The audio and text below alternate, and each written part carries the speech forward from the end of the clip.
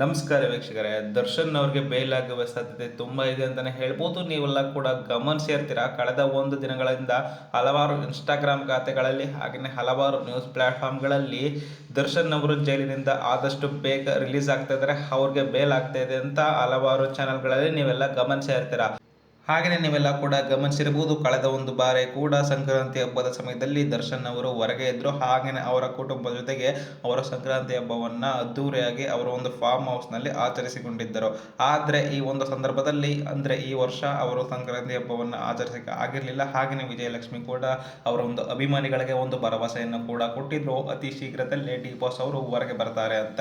ಆದರೆ ಇಲ್ಲಿಯವರೆಗೂ ಅವರು ಹೊರಗೆ ಬರುವ ಸಾಧ್ಯತೆ ಇಲ್ಲ ಅಂತ ಎಲ್ಲ ಅನ್ಕೊಂಡಿದ್ರು.